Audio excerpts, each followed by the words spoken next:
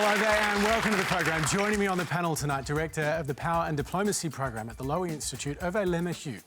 The National Senate Leader, Bridget McKenzie. Performer, advocate and all-round superstar, Courtney Act. Shadow Minister for Health and Ageing, Mark Butler. And Communications Consultant, Parnell. Palme McGuinness. Would you please make all of them feel welcome?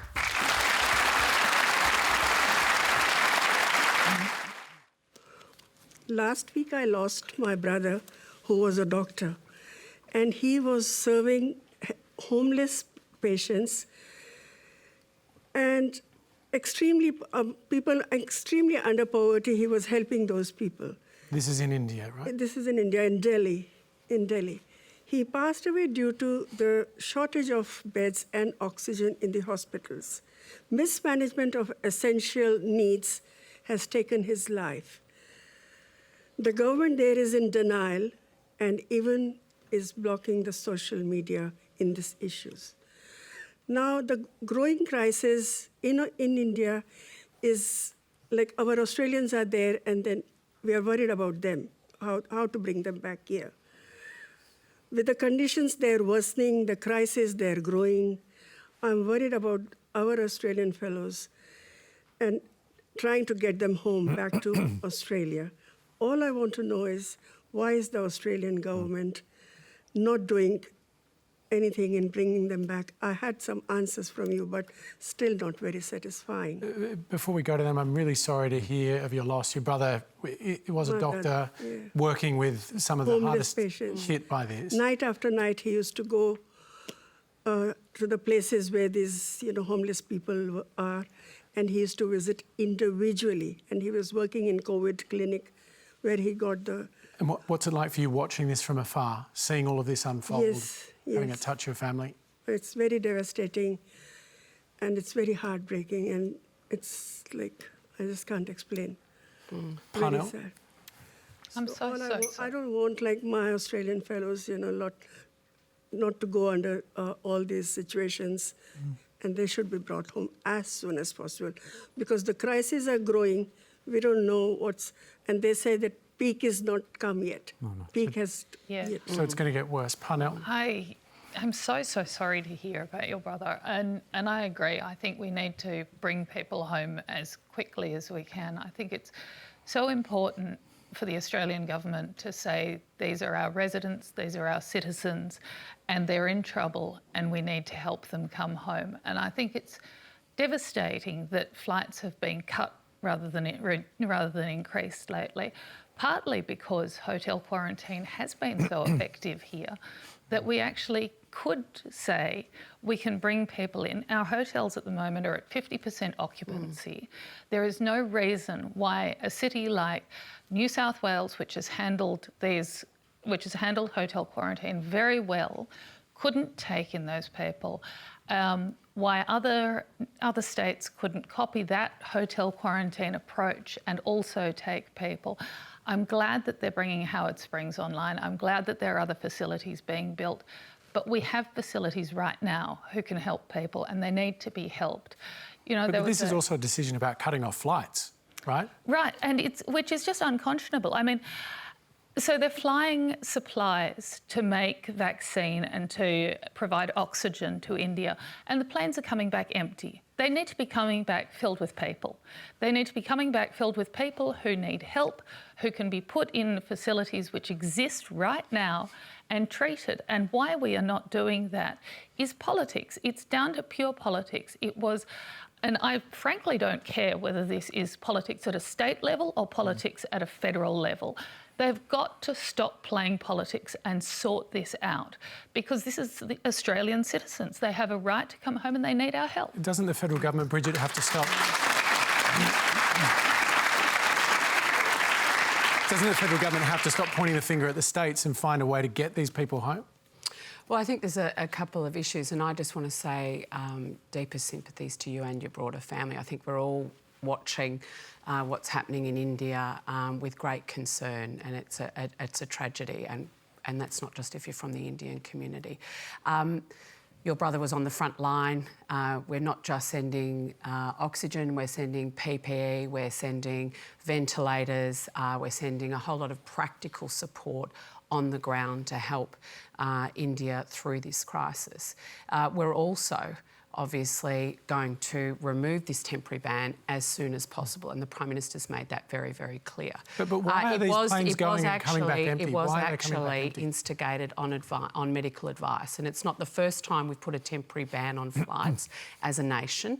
This is a very high-risk area, and the government's made that decision based on medical advice. We can't sort of say it's okay to take the medical advice in some examples and not in others. But we didn't make so we're those being bans. consistent, and I hope that come May the 15th we can actually get people on planes and get them home and get them into the expanded facilities at Howard Springs so that we can do exactly what we all want, is get those citizens home safely.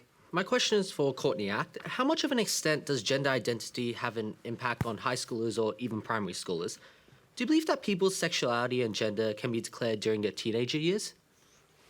Good question. Thank you. I have some personal experience on both accounts.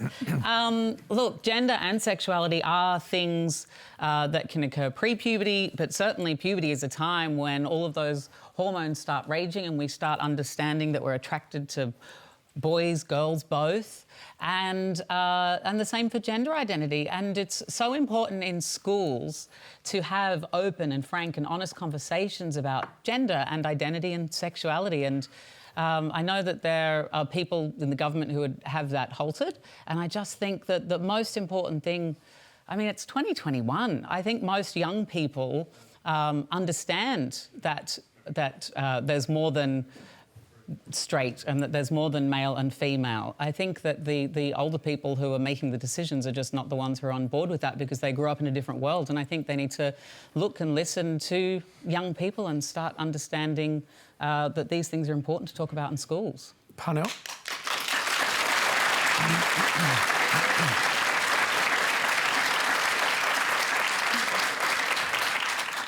Look, I agree that we should be able to talk about it. I understand also as a parent where sometimes concerns come from in schools. So you want every child to be supported and also to understand that as they unfold and discover themselves, that what they discover is going to be okay and they're going to be loved for that. Where I think parents get concerned is when they feel like something is being foisted upon their children. And now my son is too young for any of this to be anywhere near relevant, so I'm not speaking from experience here. I'm just speaking from what I've heard from parents and their concerns. And so I think it is important that we do sort of understand that when we're talking about sexuality and gender, that we're also talking about how parents are helping their children to understand life, and we need to sort of help them find a bit of a balance there. And so that's,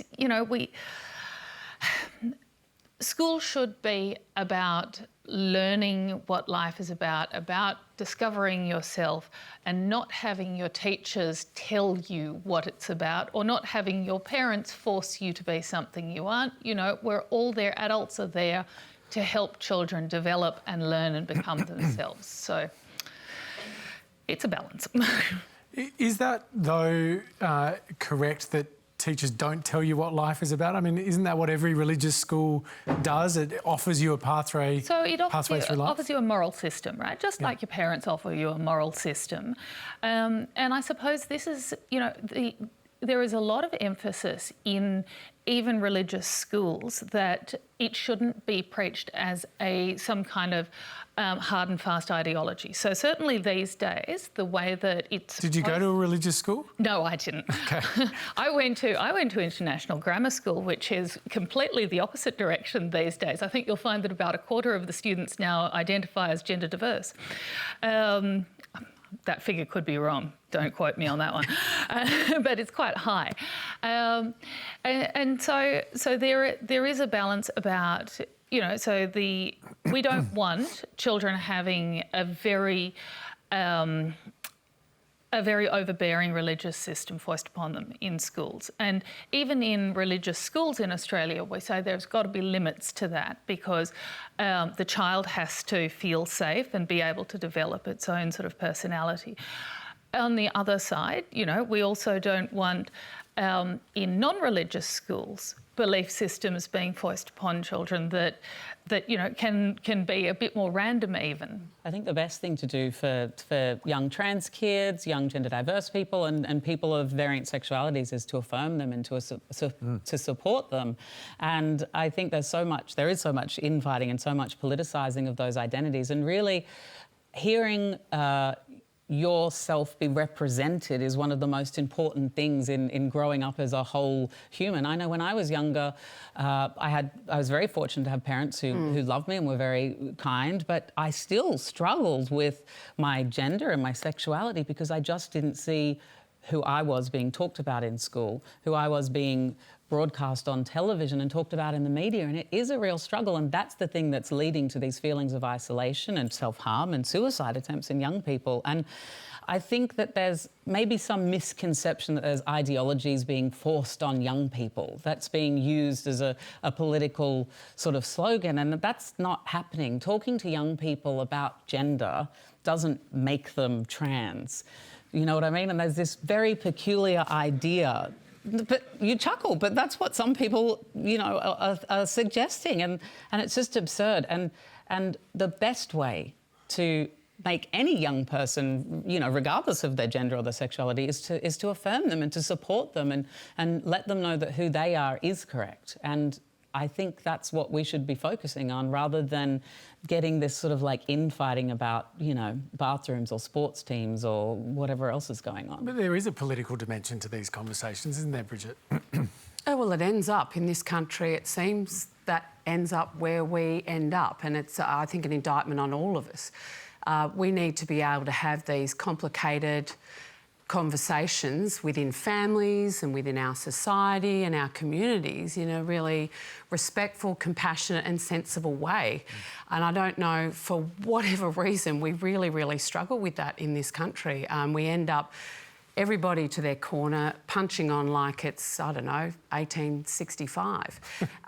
But it is about having... Like, I watched your story, Courtney, on the Australian Story, and your parents, exactly, you know, just hands down awesome support and allowed you to grow up as yourself. And I think that is what all parents should be striving to do, to support their kids to grow up, to be themselves as they discover themselves, etc., and how they interact. And I think that's parents' job. School's job is to broaden that out into a community space. But at the end of the day, as a society, we need to make sure everybody, all difference, is accepted and tolerated and spoken about, and even difference of beliefs and views. So not everyone is going to agree with me and what I think about certain issues, but there should be the ability to respectfully have that conversation. I guess the problem about putting the onus on parents is that we know from your acknowledgement of my parents being so wonderful and supportive, we know that that isn't the case for most young people. And I think that having these conversations in schools and on television and in the media just is such an important facet. It's not just one and done, like, oh, that's the parents' job. And then we're going to leave that alone. It has to be something that we talk about in the wider community and at schools and in media. My question is to Senator McKenzie, because you are the only person to step down as a result of the so-called sports rorts matter. Why is it when these things happen in Parliament, it's always women who lose their job? You lost your job, Christine Holgate lost her job, and so did Brittany Higgins. I'm a man and I'm quite fed up with it. Bridget McKenzie. Well, thank you so much for your question. Look, I resigned from my job.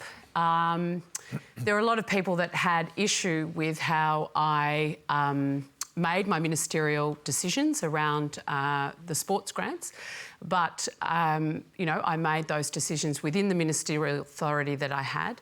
I resigned because I breached the ministerial standards around a gifted $30 membership to a gun club that I never actually used. But I do believe in conducting yourself with integrity. I did not declare that in a timely manner, And so I resigned. I remain very proud of the program. It resulted in 684 clubs getting infrastructure grants. It was fairer because I exercised my ministerial discretion. And so, I guess, Christine, we're in a Senate inquiry at the moment. Ms Holgate disputes her resignation and obviously is having issues with Australia Post as a result of that. This is a question about why it's the women that take the fall. Well, I can only speak for myself, right? And so it was you must my have decision. seen everything that's gone on in Parliament. Well, it was recent my months. decision to resign on the back of an investigation that was done that said it was fairer because of my discretion and I had the authority to exercise that. But I did breach the ministerial standards by not declaring this membership. I declared it, a few months later. So to me, I then as a minister have to make my decision about my, how I react to those standards. The Prime Minister takes his ministerial standards very seriously and I take my integrity seriously. So I resigned from a job I loved as Agriculture Minister. So, but I'm still serving the people. And she did it with dignity. I've got two words, Angus Taylor. This is a guy who is just a walking, talking scandal. I shadowed him for years. I tell you, there were question times where we had too much material to fit into 10 questions for Angus. So I think Bridget acted with dignity in stepping down when she did, but I part company with her on her assessment that Scott Morrison takes his ministerial standards seriously, because I just cannot imagine how Angus Taylor has managed to keep his job with the litany of scandals that follow him around, let alone his performance in the climate change and energy portfolio. I hope, Bridget, you'll end up back on the front bench. I think what you see from the National Party is probably your three best performers now on the back bench, which is great for us, but probably not great for the National Party. I think there are some really serious questions about the selectiveness with which the Prime Minister applies those standards. Bridget?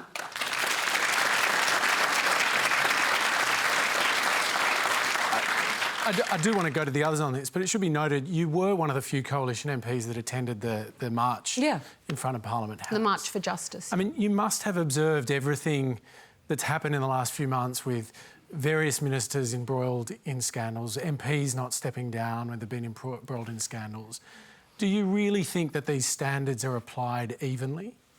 Well, that's not a question for me, Hamish. But it is a good... The people of Victoria sent me to Canberra to serve them, predominantly rural and regional Victorians. Yeah. I take that privilege very seriously and I have to each and every day say, well, what am I going to do? Now, with respect to the March for Justice and the issues that raised, I think we had, two substantive issues on this side, the allegations of rape, etc., colliding with what I think is the lived experience of women across this country. If it didn't happen to you, it happened to your sister, your mother, your girlfriend, your daughter.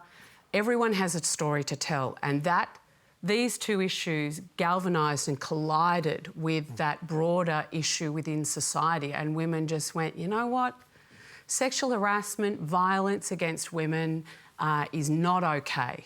And that's why I went to the march. Was I subscribing to the broader agenda and the log of claims that the march brought forward? No. But I was there for every woman who told me her story, for every girlfriend, for everybody that wants to stand up and say it's not okay, it shouldn't be okay at work, it's not okay in Parliament House, it's not okay at any workplace, it's not okay in a sports club, it's not okay in your home, and we as a community have to stand up and say that. My disappointment is that this gets politicised, because you know who misses out when this politics gets played with this issue? It is women. It is women. And so if you want to stand up and be loud and proud about women's right and be a feminist in this space, you better be a feminist and stand up for all women. And that includes women whose beliefs you don't agree with, like Nicole Flint, like Amanda Stoker, like me sometimes, because we should be, I think, galvanising about the things that unite us rather than, again, dividing and then women end up losing. Amanda Stoker does. Bravo. Yes. Amanda Stoker doesn't stand up for all women, though, does she? Because she has an anti-trans petition. But, Courtney, that's the whole point. Like, women are diverse as any other cohort in this country. And you can't say that we only stand up for the women that agree with us. Yeah, you have to stand up for all women. So I would be standing up with my Labor colleagues in the Senate against sexual violence and harassment against women, irrespective of whether they were a card-carrying member of the Greens or whether it's Pauline Hanson and One Nation. But not if they're trans women. No, Courtney, I'm talking about the diversity. But Amanda Stoker specifically has an anti-trans Well, I'm not Amanda right? Stoker. I'm Bridget McKenzie, and I'm here saying that the only people that miss out when we politicise this are women. Parnell, just to come back to the original question, do you think that Bridget McKenzie and other women in public life actually pay a higher price than the men do when there's some kind of transgression or an allegation of a transgression? Look, it's hard to unpack that question because, number one, women are much more visible in public life because there are fewer of them. So it can look like they're paying a higher price, and maybe they're not always. Then statistically, it's just that woman is going to stand out more than the bunch of men, the one of whom steps back. However, I do think that there is also another dynamic at play, which is that there do tend to be sort of longer-lasting, supportive relationships between men in workplaces where there are more men. And so they are more likely to trust one another and also, therefore, to say, oh, yeah, I'll put my hand in the fire that what he did was okay. We've got his back on this one. And I think that that's less likely to happen for women simply by virtue of the fact that there are fewer women in those environments who know them over time, or fewer people who have the kind of relationships of friendliness and trust to back them up. Because this is the other thing. It doesn't always have to be women sticking up for women. It can be men sticking up for women as well. But those sorts of arrangements tend to happen from a long relationship of feeling like you're on the same wavelength. And the fact that there are fewer women means that the women who are there are more exposed in these situations. Well, there's not fewer women in the Labor Party. They're half our caucus. Women are half of our shadow cabinet. They're half of our leadership team, and they have been for some years. It's because we put the hard work in to get to that point, and it's changed the culture of our party dramatically. They're not your leader. They're not your deputy leader. Well, it's our Senate leader. Two of our four leadership team are women. Penny and Christina. Half of our shadow cabinet are women. Half of our caucus are women. I mean, you can't belittle that, Hamish. No. Can I just, I think you're right, but then you've got to sort of think about, because we've had a huge influx of women into the National Party party room at the last election.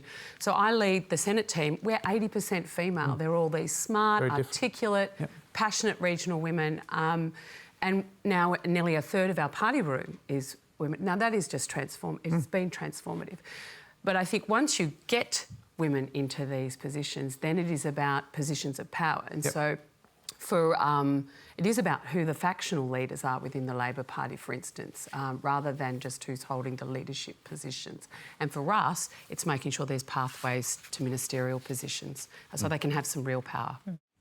Recently, Scott Morrison gave a speech at a Pentecostal Christian conference on the Gold Coast. To Scott Morrison's rhetoric around being called to do God's work as Prime Minister, call into question whether the PM can separate his faith with his political obligations. Palme. You're getting all the questions. No, I don't think that it has proven to be a problem for Scott Morrison. So, first of all, I think that this whole debate over whether or not a Prime Minister or any other person in our midst should be able to have a faith is very strange to me.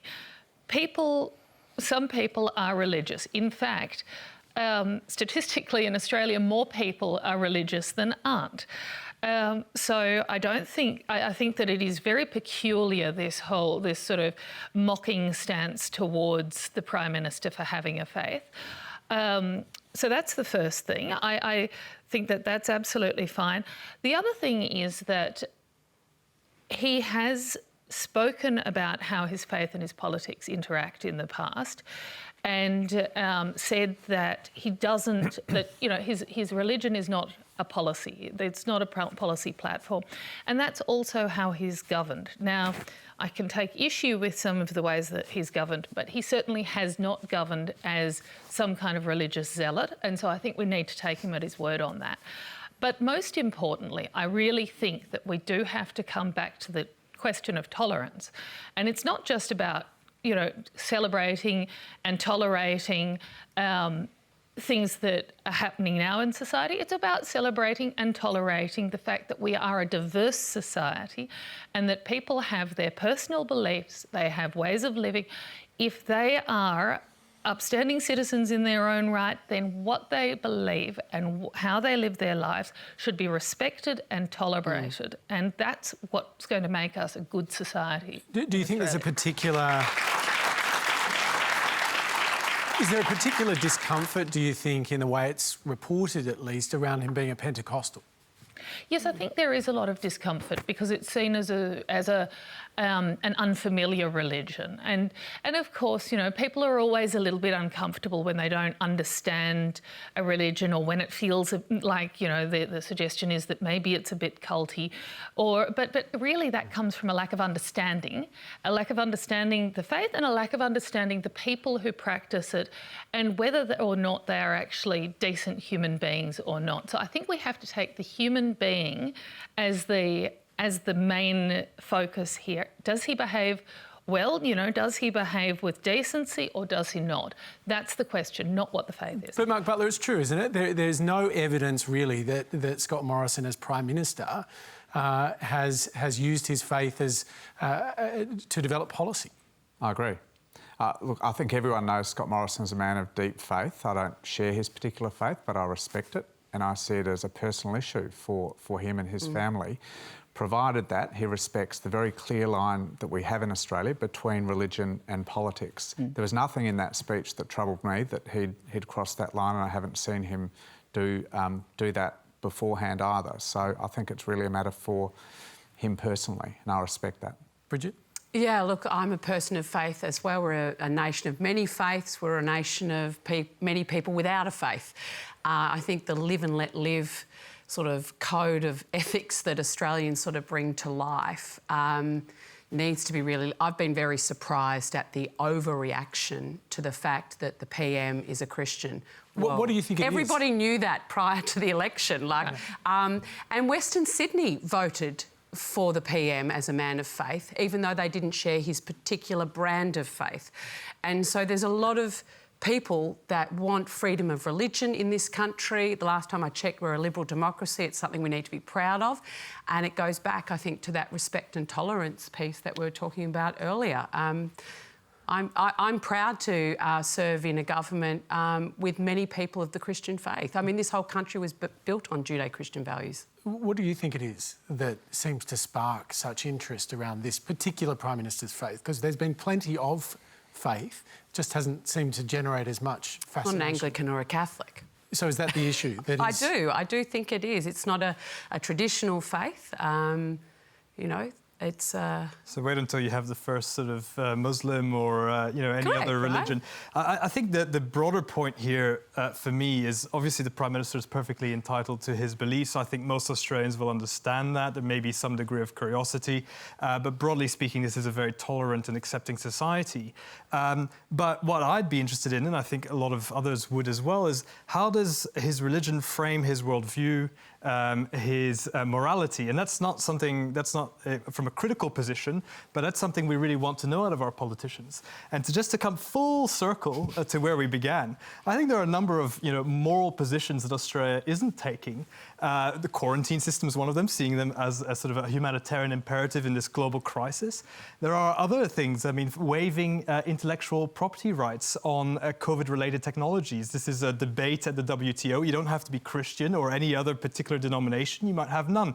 But there is a question about morality here at stake. And I think I'd rather drive the conversation about what are the Prime Minister's morals and how are they driving his worldview and his policy directions. And that's where I'd like the conversation to go.